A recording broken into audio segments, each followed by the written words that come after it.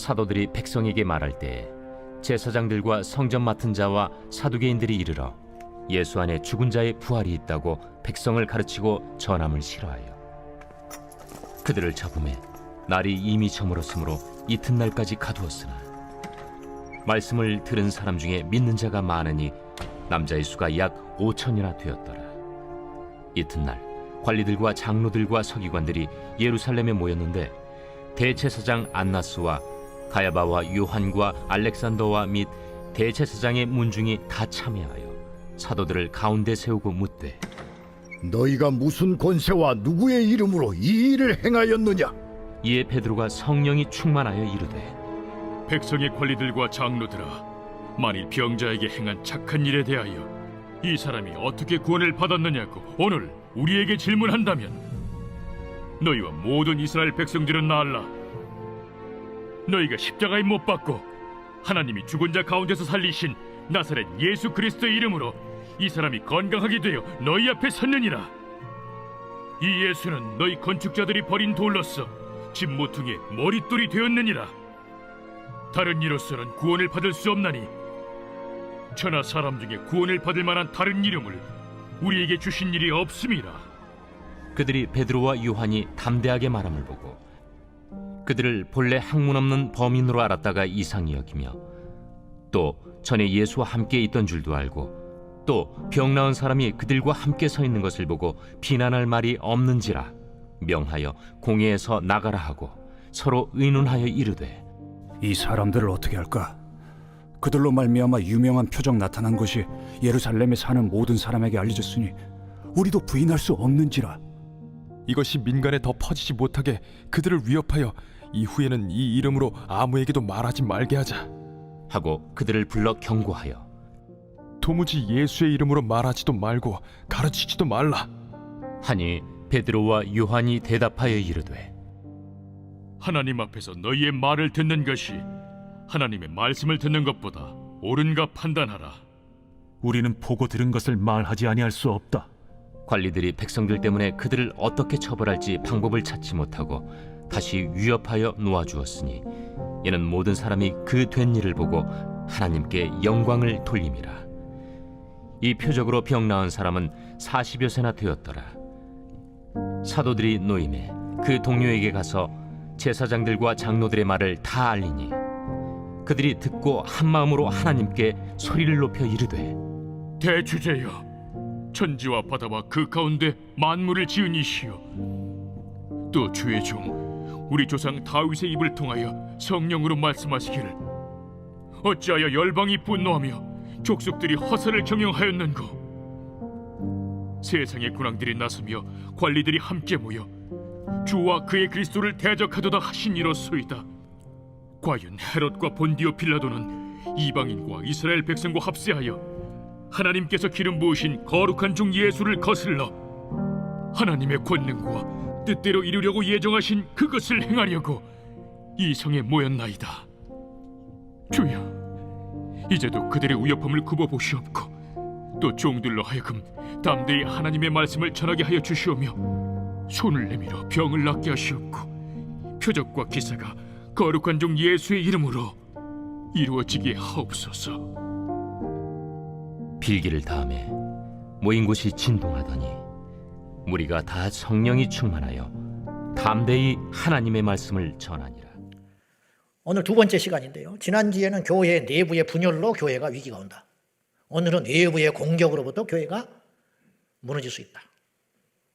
지금 이 시대에 2022년 12월을 맞이하면서 지금까지 우리가 약 70여 년 동안 한국교회가 6.25 동란 끝나고 핍박다운 핍박을 받지 않은 채 이렇게 걸어오면서 우리가 예상하지 못한 일을 지금 만나고 있는 거예요. 그건 뭐냐? 교회를 향한 공격과 파괴의 일들이 점점 노골화되고 있다는 뜻이죠. 우리가 좀 생각해 볼 게 있는데 지금까지 약 70여 년 동안 우리가 6.25 동란 끝나고 한국교회가 달려오면서 저 역시도 그 입장에 서 있었고 교회가 공격을 받을 때 우리를 먼저 돌아봤어요. 저는 우리가 뭔가 잘못했기 때문이지, 똑바로 안 믿었기 때문에 그렇지. 근데 이렇게만 생각할 문제는 아니다. 이제는 서양교회가 그랬고, 그래서 차별금지법이 통과될 때 찍소리를 못 냈고, 왜냐? 뭐 할 말이 없다.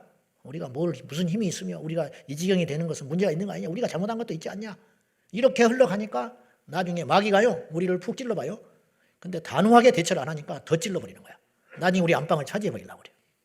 조금 간을 볼 때 우리가 단호하게 예수 이름으로 대적하고 우리가 싸웠으면 서양 교회가 그 지경은 안 되는 거죠. 일제시대 때부터 이제 우리나라 근현대사, 예전에는 우리나라 기독교가 한 150여 년, 길게 180여 년 정도 역사밖에 안 되니까 그 근현대사 속에서만 우리가 볼 수밖에 없는 우리나라 실정이 초기 한국교회부터 계속 핍박을 받았는데 한국교회 복음이 들어올 시점이 일제시대였어요. 그러니까 신사참배와 맞물려가지고 반대했습니다. 그리고 독립운동을 주도했어요. 그러니까 미움받은 거예요, 일제에. 6.25 동란이 끝났어요. 6.25 동란이 발발했을 때 반공산주의 세력들은 기독교 세력이었어요. 독재 정권들이 7, 80년대를 휘몰아칠 때 앞장서서 민주화를 외쳤던 세력들은 교회 세력이었어요. 이유를 막론하고 옳다 그르다를 떠나서 일단 표면적으로.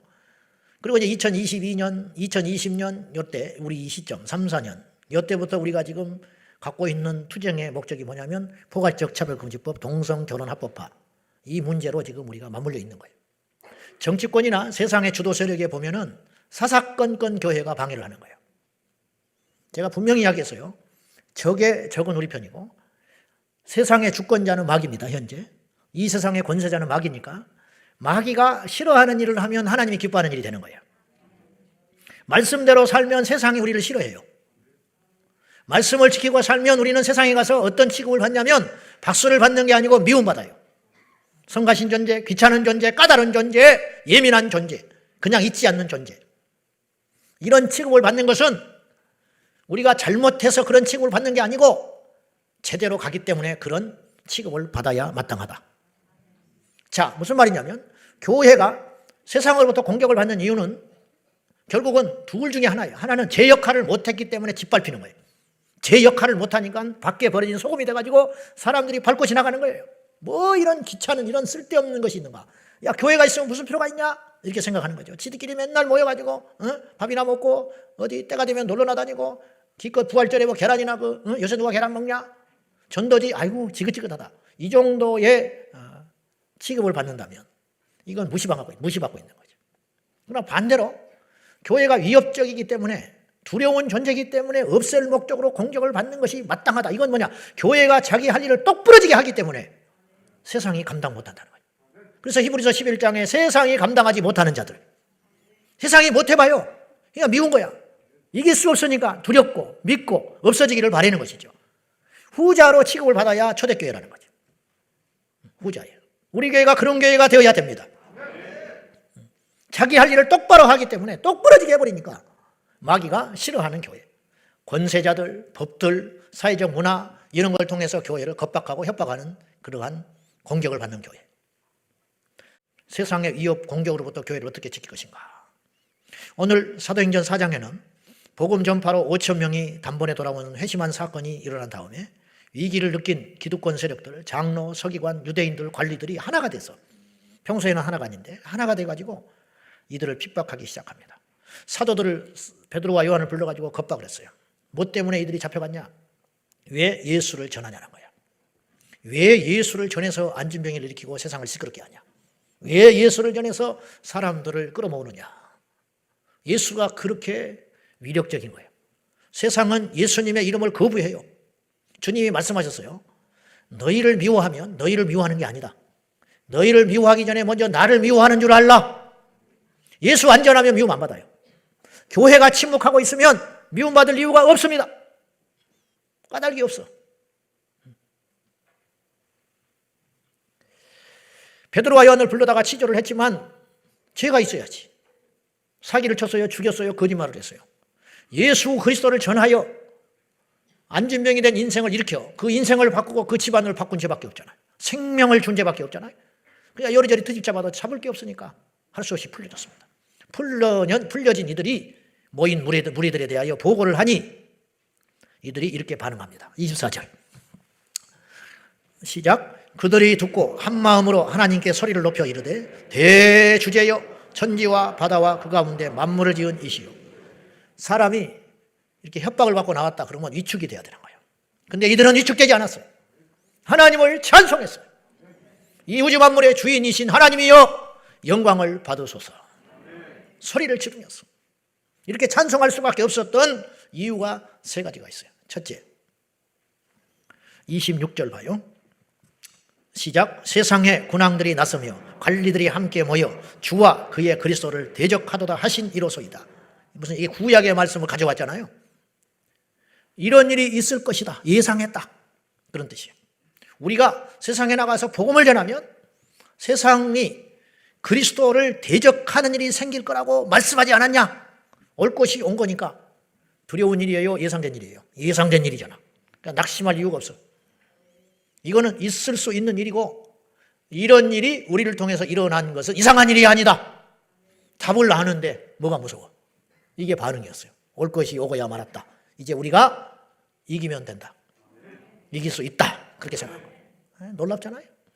두 번째 이들의 반응 27절 시작. 과연 헤롯과 본디오 빌라도는 이방인과 이스라엘 백성과 합세하여 하나님께서 기름 부으신 거룩한 종 예수를 거스른다. 절대 예수님을 환영하지 않을 거다. 세상은 이미 이 말씀이 약속된 말씀이라는 거예요. 이런 일이 있어야 한다. 예수님을 환영하면 오히려 이상한 거야.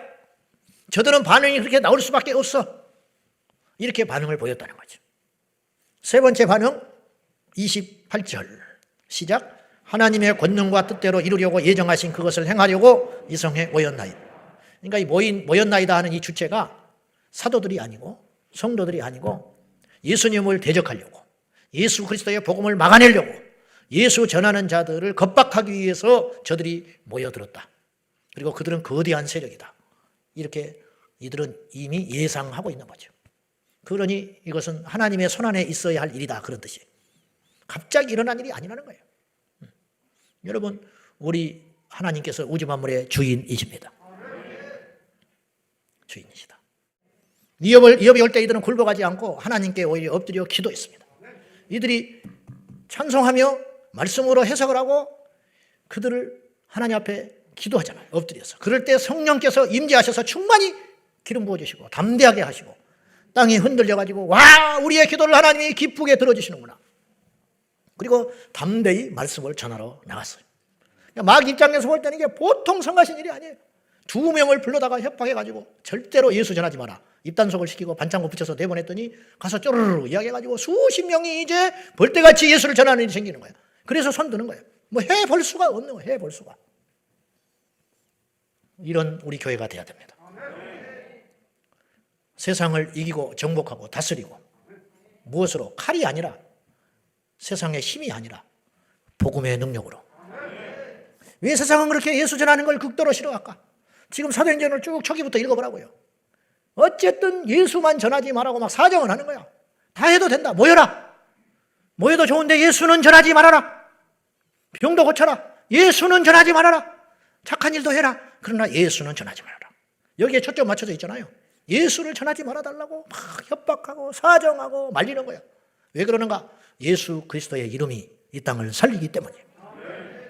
예수 이름으로 안짐에게 일어났죠. 예수 이름으로 죄가 끊어지지요. 예수 이름으로 죽은 자가 살아나지요. 예수의 이름으로 예수를 전해 들은 자들이 집에 돌아가고 예수를 전해 들은 자들이 효도하기 시작하고 예수를 전해 들은 자들이 죄를 끊게 되고 예수를 전해 들은 자들이 하나님의 말씀 앞에 굴복하여 거짓말쟁이가 정직하게 되고 악한 자들이 선하게 되고 더러운 자가 깨끗하게 되고 예수 폭탄. 여러분 폭탄은요 던지는 사람한테 위력이 있는 게 아니에요. 던져진 폭탄에 위력이 있는 거야. 핵폭탄을 누가 누르는지 기억도 안 나요. 히로시마 원자폭탄 떨어질 때 누가 버튼을 눌렀는지 그 기억이 납니까? 찾아보면 있겠지만 역사 속에서. 그건 우리 관심도 없어요. 문제는 이거예요. 그 폭탄이 얼마나 어마어마한 위력이 있었는가 이것만 우리 안에 기억이 있는 거예요. 그 충격과 후유증 그리고 2차 대전을 종식시키는 결정타가 됐다는 것은 우리가 알아요. 누가 전하느냐가 문제가 아니에요. 예수 그리스도를 정확히 전하기만 하면 누가 전하든지 간에 전해진 그 예수가 분명하다면 전해진 예수가 한 가정과 공동체와 한 국가를 바꿀 걸 알기 때문에 마귀는 죽기 살기로 공격하고 위협하고 있는 거죠. 교회가 예수 그리스도를 전하지 않으면 세상은 교회를 그냥 둬요. 그러나 교회가 복음의 중심인 예수 그리스도를 전하기 시작하면 세상은 긴장하고 싫어하고 미워하고 박해하는 일이 일어난다 이 말이죠. 예수께서 말하시기를 내가 길이다, 내가 진리다, 내가 생명이다. 세상은 길을 못 찾고 있어요. 세상은 죽어가고 있어요. 세상은 거짓에 사로잡혀 있어요. 그러니 진리와 생명과 길인 예수를 전해야 돼요. 천하인간에 다른 구원 얻을 만한 이름을 주신 적이 없다. 어떤 이름도 구원 못 받아. 예수 이름만이 구원을 받을 수 있어요. 주는 그리스도시요 살아계신 하나님의 아들이십니다. 예수 그리스도가 하나님의 아들인 걸 세상은 몰라요. 다시 오신다는 것도 몰라요. 그러니 외쳐야 돼요. 그래서 세상을 바꿔야 된다, 이런 뜻이에요. 뒤 흔들어 놔야 한다, 그런 뜻이 되는 것이에요. 이것이 복음 폭탄, 예수 폭탄. 이걸 못 자네하려고 교회를 잔해하고 교회를 입막음하고 교회를 파괴하려는 어떤 위협에도 굴하지 말고 우리는 낙심하지 말고 더욱 힘을 얻어서 마지막 한 사람까지 우리 인생을 절대로 시시하게 살지 말고, 생명은 하나님께 달려 있어요. 우리 자녀도 우리가 대학 보내고 잘 키운다고 잘 되는 것도 아니에요. 좋은 집안과 사돈 맺어서 결혼시킨다고 해서 행복하게 사는 것도 아니에요. 건강관리 잘한다고 오래 사는 것도 아니에요. 하나님 손에 다 달려 있어요. 하나님께 잘 보이면 되는 거예요. 하나님이 기뻐하는 일을 하자. 우리 교회가 하나님이 기뻐하는 일을 하면 앞으로 영원히 살아남을 수 있어요. 우리가 하나님이 기뻐하는 일만 하면 주님께서 우리에게 풍요롭게 하실 것이고, 우리를 고쳐주실 것이고, 우리에게 강하게 하실 것이고, 우리 교회를 부흥시켜 주실 것이다. 그러나 쓸모없는 존재가 되면 밖에 번져져서 짓밟게 만드는 무시받는 존재가 될 것이니 이렇게 하지 말고, 100년 후에도 주님이 오시지 않는다면 여기에 있는 우리는 다 죽겠지만 100년 후에는 우리 다음 세대들이 이곳에 모여 열심히 더 강력하게 예배하고 더 힘있게 전도하는 교회로 살아남기를 위해서 우리가 복음 대신 예수 그리스도를 온전히 바로 전하는, 그래서 세상의 위협에 굴하지 않고 굳세게 맞서는 강력한 교회, 우리 교회가 되시기를, 한국 교회가 되시기를 주님의 이름으로 축원합니다. 기도하겠습니다.